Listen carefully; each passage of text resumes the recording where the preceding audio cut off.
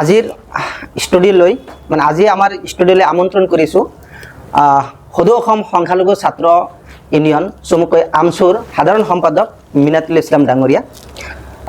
ইংৰাজী 2025 বৰ্ষৰ আৰম্ভণিতে আমি তেখেতৰ পৰা কিছু কথা আমি শুনিম।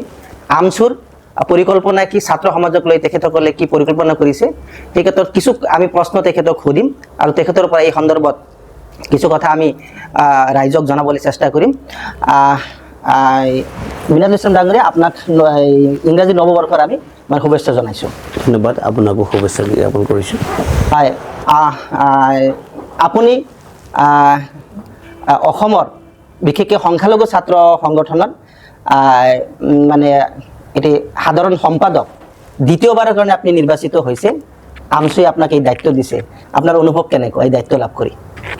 আমচু এটা সংখ্যালঘু তথা সংখ্যাগুৰু মানুহৰ এটা জাতীয় সত্তা। এই সত্তাটো কোনো ধৰণৰ আঁচোৰ নলগাকৈ কেনেকৈ আমি আগবঢ়াই নিব পাৰিম, এইটো আমাৰ এটাৰ বাস্তৱ এটা পৰিকল্পনা থাকে। আৰু বিগতৰ কাৰ্যকালত তেনেকৈয়ে যিমানটো পাৰোঁ তেনেকৈয়ে চেষ্টা কৰিছিলোঁ যে সত্তাটোৰ গাত কোনো কাৰণে কেতিয়াও আঁচোৰ লগাব কোনো শক্তিয়ে যাতে নোৱাৰে, তেনেকৈ কাম কৰাৰ কাৰণে আৰু যিখিনি জাতীয় দায়িত্ব অৰ্পণ কৰিছিলে বিভিন্ন জিলাৰ সমিতিৰ মাননীয় সন্মানীয় প্ৰতিনিধিসকলে, আৰু মই যিমানটো পাৰোঁ মোৰ নিজৰ দায়িত্ব পালন কৰিছিলোঁ। আৰু এইবাৰো ডিচেম্বৰ মাহৰ 2024 চনৰ 21, 22 আৰু 30 ডিচেম্বৰ শোণিতপুৰ জিলাৰ আমতলাৰ ভোমৰাগুৰি খেলপথাৰত 3দিনীয়া বৰ্ণাঢ্য কাৰ্যসূচী আমাৰ কেন্দ্ৰীয় অধিৱেশন হৈ যায়।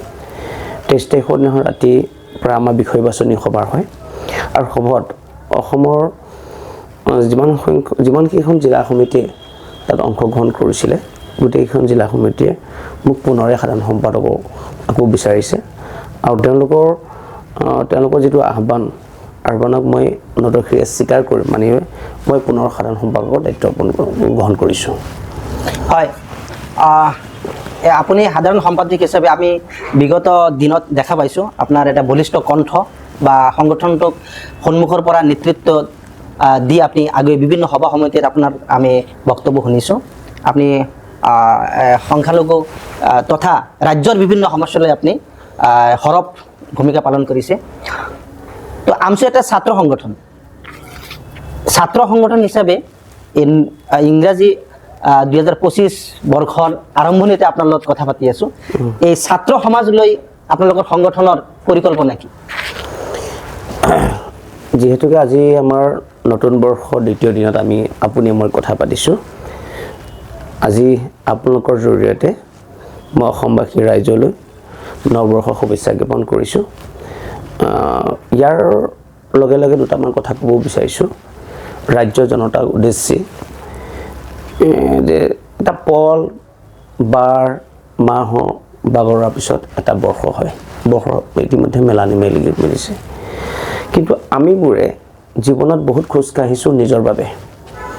বৃহত্তৰ অসমীয়া জাতিটো বা অসমখনৰ কাৰণে আমি খোজ কঢ়া খুব কম।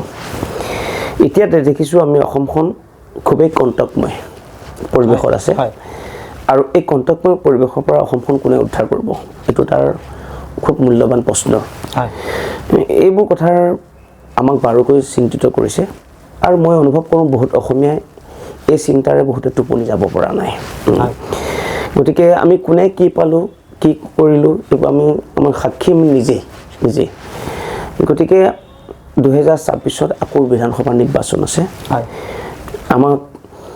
আমি সহজ সৰল অসমীয়া মানুহ, আমাক ঠগোতে বেছি সময় নালাগে।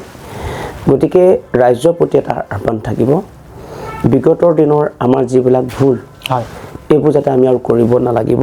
আমি 2025 চনৰ প্ৰথম দিনৰ পৰা আমি এতিয়া সজাগ হ'ব হ'ল যে আমাক অসমখনক কোনোবা ব্যক্তিয়ে নিজৰ ব্যক্তিগত স্বাৰ্থৰ কাৰণে নিজেই শক্তিশালী ৰূপত থাকিব, নিজেই হোতা হ'ব বিচাৰিব, কিন্তু আমাক ঠগাব। গতিকে এই ক্ষেত্ৰত মানুহক বিশেষকৈ অসমৰ জনতাক এটা আহ্বান জনাওঁ, সজাগ আৰু সচেতন হ'ব লাগিব। যিবিলাক দায়িত্বশীল ছাত্ৰ সংগঠন আছে, যিবিলাক সামাজিক সংগঠন আছে, বেচৰকাৰী সংস্থা আছে, সকলো এটা দায়িত্ব আছে, সকলোৰ ওপৰত এটা দায়িত্ব তেওঁলোকৰ এটা গ্ৰহণ কৰা দৰকাৰ যে এখন আমাৰ সুস্থিৰ অসম, যাতে শৈক্ষিক উত্তৰণ অসম এখন আৰু অৰ্থনৈতিক উত্তৰণ অসম আমি এখন বিচাৰিব লাগিব। কিন্তু এই কথা আমি কৈছোঁ, মই বাৰে বাৰে 2026 কথা এই কাৰণে কৈছোঁ, ৰাজনৈতিক নেতাসকলে অসমৰ উন্নয়নটো তেওঁলোকৰ এটা শ্লোগান হিচাপে তেওঁলোকে যথেষ্ট সভা সমিতিয়ে কৈ থাকে, কিন্তু বাস্তৱত ই এটা ফুটুকা ফেন। গতিকে আৰু লগে লগে চাইছোঁ, এইখন আমি শংকৰ ৰাজনৰ ভূমি অসম বুলি কওঁ, আৰু এখন অসম হয়, আৰু শংকৰ ৰাজনৰ যিটো তেওঁৰ আদৰ্শ আমি তাত প্ৰভাৱিত হৈছোঁ, তেনেকৈ আগবাঢ়িছোঁ। কিন্তু অসমখনত আগৰ যি শংকৰ ৰাজনৰ আমাৰ মাজত যি ভাতৃত্বৰ সমন্বয় সম্প্ৰীতি লাহে লাহে ৰাজনৈতিক নেতাবোৰৰ কথা বতৰাবোৰে এইবিলাক ভাঙোন হ'ব ধৰিছে। কিন্তু আমি ছাত্ৰ সমাজে এইবিলাক অলপ চিন্তা কৰিব লাগিব। এই যিবিলাক ৰাজনৈতিক নেতাই এনেধৰণৰ কথা বতৰা কৰি আমাৰ মাজত সম্পৰ্ক বিনষ্ট কৰিব চেষ্টা কৰিছে, তেওঁলোকৰ কথা বতৰাবোৰ আমি ধ্বংস কৰিব লাগিব। আৰু ধ্বংস কৰিব যাওঁতে আমি একত্ৰিত হ'ব লাগিব, আৰু একত্ৰিত হ'বলৈ আমি সমাজখন শুদ্ধ এখন সমাজ তৈয়াৰ কৰিব যাব নিশ্চিতভাৱে ইয়াতে উপযুক্ত আৰু গুণগত শিক্ষাৰ আমাৰ সমাজখনক যুৱচামক শিক্ষিত কৰিব লাগিব। মই এতিয়া অনুভৱ কৰিছোঁ ইয়াতে শৈক্ষিক ক্ষেত্ৰত ৰাজ্যৰ মাননীয় মুখ্যমন্ত্ৰীগৰাকীয়ে বহু কথা কৈছে, গোটেই অসমখন ভাৰতবৰ্ষৰ 5খন উন্নত শিক্ষিত ৰাজ্যৰ অসমখন লৈ যাব, অৰ্থনৈতিকভাৱে লৈ যাব, কিন্তু এইবোৰ নিব পাৰিছে নাই যে এইটো ৰাজ্যৰ আদালতত। আজি এটা আমি দায়িত্বশীল ছাত্ৰ সংগঠন হিচাপে আমি অনুভৱ কৰোঁ, আমি তথ্য সহকাৰে আপোনাক ক'ব বিচাৰিছোঁ, তেনেকৈ অসমখন শৈক্ষিক উত্তৰণ হোৱা নাই, অৰ্থনৈতিক উত্তৰণ হোৱা নাই। এতিয়া শৈক্ষিক উত্তৰণ আৰু অৰ্থনৈতিক উত্তৰণ আমি এটা সামাজিক সংগঠন হিচাপে আমি বিচাৰিছোঁ, পাছে নহয় 1-2 নম্বৰলৈ আহিব লাগে। এই ক্ষেত্ৰত আমি সকলোৱে হাতে কামে কাম কৰিব লাগিব, যিটো আমাৰ সংস্কাৰমুখী চৰিত্ৰ হ'বলৈ কামৰ ক্ষেত্ৰত। কিন্তু আমি দেখিছোঁ আজি আমাৰ অসমীয়া সমাজখন মানে শৈক্ষিক পিছপৰাটোৰ কাৰণবোৰ মই আপোনালোকক দাম কম, অৰ্থনৈতিকভাৱে পিছপৰা কাৰণে আমি খুবেই এলেহুৱা। এই এলেহুৱা স্বভাৱ আমি ত্যাগ কৰিব লাগিব। যে কাম যিয়ে কঠোৰ পৰিশ্ৰম নকৰে, গতিকে আশা কৰাটো ঠিক নহয়। কঠোৰ পৰিশ্ৰম কৰিবলৈ অসমখন অৰ্থনৈতিক নিশ্চিতভাৱে উন্নয়ন হ'ব। আৰু শৈক্ষিক কথাটো কৈছে, শৈক্ষিক এটা ছাত্ৰ সংগঠন আছে, আমাৰ যথেষ্ট দায়িত্ব আছে। আমি এটা কথা স্পষ্ট কৈছোঁ, অসমৰ প্ৰত্যেকজন ছাত্ৰৰ শৈক্ষিক সুৰক্ষিত ভৱিষ্যত আমি কামনা কৰিছোঁ। শৈক্ষিক আমাৰ উত্তৰণ হ'ব লাগিব। বহু অঞ্চল এতিয়াও শৈক্ষিক যথেষ্ট পশ্চাৎপদতাৰ আছে, তাক শৈক্ষিকভাৱে আমি উত্তৰণ কৰিব লাগিব। আমি এটা প্ৰেছাৰ অলপ ৰখাইছোঁ। আমাৰ বহু সংখ্যালঘু মানে যিহেতু আমছু এটা সংখ্যালঘু সম্প্ৰদায়ৰ এটা ছাত্ৰ সংগঠন, বহু সংগঠন আছে যে সংখ্যালঘু এলেকাত বহু এলেকাত স্কুল কলেজত শিক্ষক নাই, তাতে প্ৰয়োজনীয় যিটো আন্তঃগাঁথনি নাই। এই মানে সেই ক্ষেত্ৰত আমছুৰ কিবা তথ্য চৰকাৰৰ দৃষ্টিগোচৰ আপোনালোকৰ কিবা পৰিকল্পনা বা বিগত দিনত আপোনালোকৰ এই ক্ষেত্ৰত কি আপোনালোকে সৰব ভূমিকা পালন কৰিছে? না, ছাত্ৰ সংগঠনটো এইটো এটা চৰিত্ৰৰ ভিতৰত পৰে। যিবিলাক আপুনি কৈছে কিছু অঞ্চলত আছে যে বিদ্যালয়ৰ যিটো আন্তঃগাঁথনি একেবাৰে দুৰ্বল, ছাত্ৰ ছাত্ৰী অনুপাতে শিক্ষকৰ হাৰ কম, একদম কম, আৰু ক'ৰবাত মানে শিক্ষক আছে ছাত্ৰ ছাত্ৰী নাই। এইবোৰ কথাৰ আমি আজি নহয়, এইটো পূৰ্বৰ পৰাই অসম চৰকাৰক এইবিলাক বহুত আমি গণতান্ত্ৰিক আন্দোলন কৰিছোঁ, চৰকাৰক আমি মেমৰেণ্ডাম প্ৰদান কৰিছোঁ। কিন্তু কথাবোৰ আমাৰ মেমৰেণ্ডাম বা গণতান্ত্ৰিক আন্দোলনক তেওঁলোকে শুনি তেওঁলোকে সংবাদ মাধ্যমৰ জৰিয়তে এইবোৰ আন্তঃগাঁথনি শক্তিশালী কৰা হ'ব। যিবিলাক বিদ্যালয়ত ছাত্ৰ ছাত্ৰী বহুত, শিক্ষক হাৰ সেইখিনি শিক্ষক যিখিনি প্ৰয়োজনীয় শিক্ষক এইখিনি পূৰণ কৰা হ'ব বুলি কয়, কিন্তু এইবিলাক কথা তেওঁলোকৰ মুখতহে থাকি গ'ল, কিন্তু বাস্তৱত নহয়। কিন্তু আমাৰ যিটো ধাৰাবাহিক আন্দোলন এই ক্ষেত্ৰত আমি ভূমিষ্ঠ আমাৰ ছাত্ৰ ছাত্ৰী, আমাৰ ছাত্ৰ সংগঠনে ছাত্ৰৰ অসুবিধাটো, ছাত্ৰৰ প্ৰয়োজনীয়টো, ছাত্ৰৰ ক'ত কি দৰকাৰ, ক'ত কি প্ৰয়োজন, এইখিনি আমি ব্যৱস্থা কৰি দিয়া। আমি এটা শক্তিশালী ৰাইজৰ কণ্ঠ হিচাপে, এটা প্ৰেছাৰ গ্ৰুপ হিচাপে সদায় চৰকাৰক সজাগ আৰু সচেতন আৰু চৰকাৰক জনোৱাটো আমাৰ দায়িত্ব। গতিকে আমি নিশ্চিতভাৱে সদায় যেনেকৈ আয়োজন আছে এইটো আমি জনাই গৈ থাকিম। এই ক্ষেত্ৰত বিশেষকৈ আমাৰ আলোচনাটো আজি ছাত্ৰ সংগঠনক লৈ এইকাৰণে যে আপোনাৰ মেছেজটো গোটেই অসমৰ ছাত্ৰ সমাজে ফ'ল' কৰিব।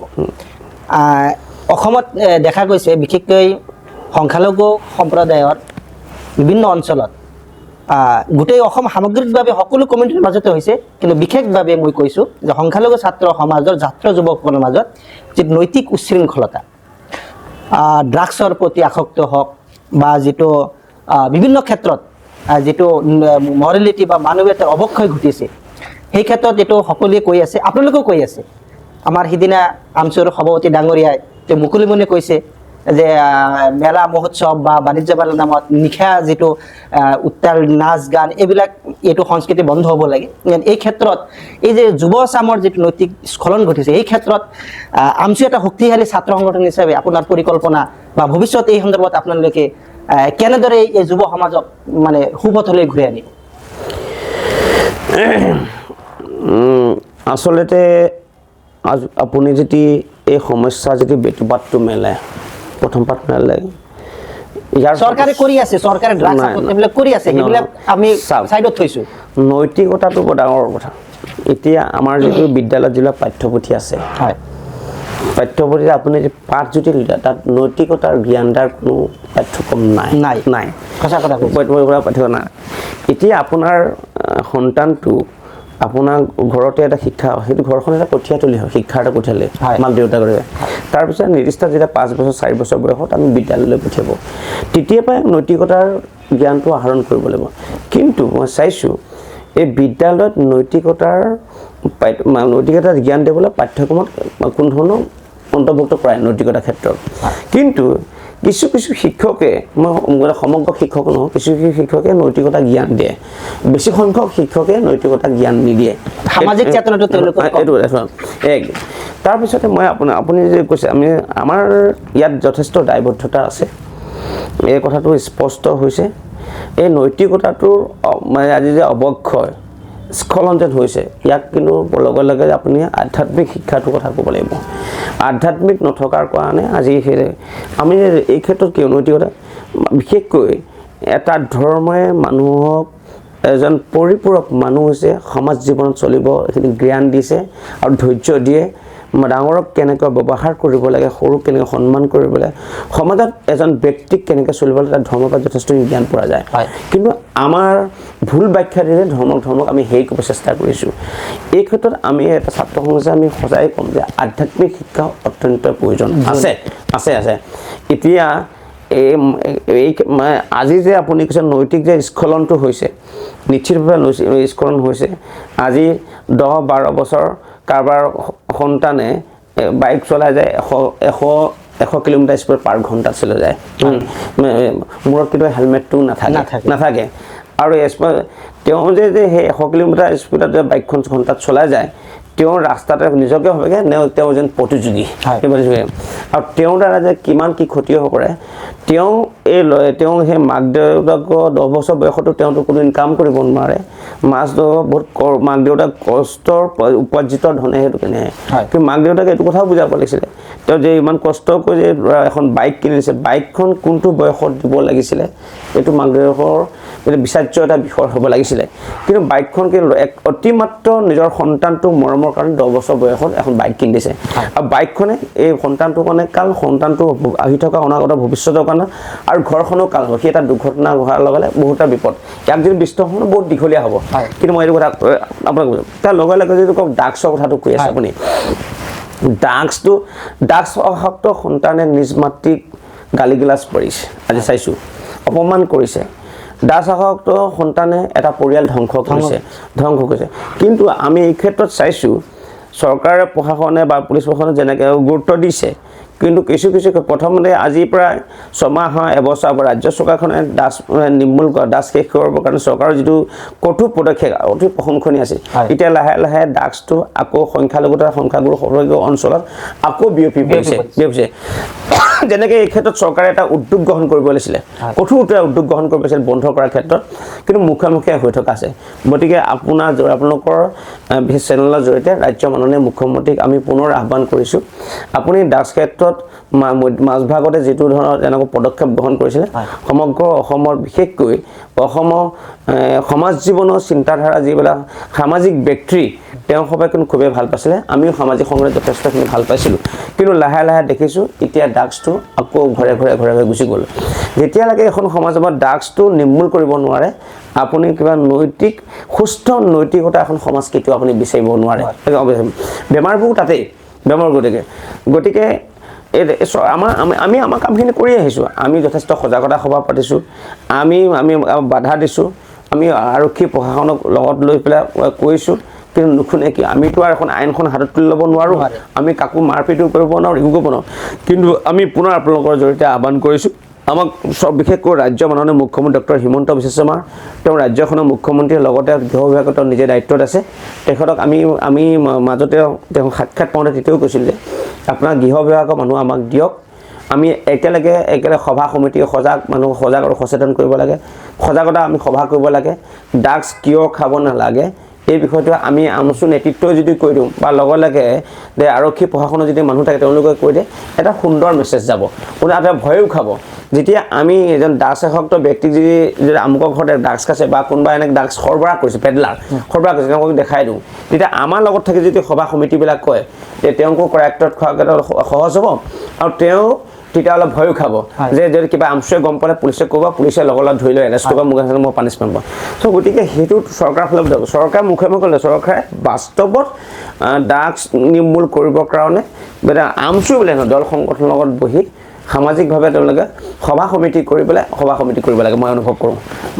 হয়, ইমান পৰে আমচুৰ সাধাৰণ সম্পাদক, এগৰাকী যুৱ নেতা, বলিষ্ঠ কণ্ঠ তেওঁ, তেখেতৰ সৈতে আমচুৰ সংগঠনৰ বিভিন্ন কাম কাজৰ পৰিকল্পনাৰ বিষয়ে ইমান পৰে আমি শুনিলোঁ। তেখেতৰ কথাখিনি আমি আশা কৰোঁ তেখেতে যিখিনি কথা কৈছে সেইখিনি বাস্তৱত পৰিণত হওক। সংখ্যালঘু ছাত্ৰ যুৱকসকলৰ লগতে সামগ্ৰিকভাৱে সমগ্ৰ অসমৰ ছাত্ৰ যুৱক সমাজৰ যিটো নৈতিক স্খলন বা অৱক্ষয় ঘটিছে, এই ক্ষেত্ৰত উত্তৰণৰ তেখেতসকলৰ যিটো প্ৰচেষ্টা, এই ক্ষেত্ৰত আমি সকলোৱে আমচুক সহযোগিতা কৰক। আৰু বিশেষকৈ সংখ্যালঘু অঞ্চলত যিবিলাক অসামাজিক কাম সংঘটিত হৈছে, সেই ক্ষেত্ৰত আমচুৱে যি সজাগতা সভা বা প্ৰশাসনৰ জৰিয়তে যিখিনি তেখেতসকলে উদ্যোগ ল'ব বুলি কৈছে, এই ক্ষেত্ৰত সমগ্ৰ ৰাইজৰ সহযোগিতা আমি কামনা কৰিছোঁ। আমচুৰ এই বলিষ্ঠ নেতৃত্বত সমাজৰ পৰা এইবিলাক অপৰাধ ৰোধ হওক, আমি এইটো কামনা কৰিছোঁ। এইখিনিতে আমি বিদায় লৈছোঁ। মই শফিকুল ইছলাম।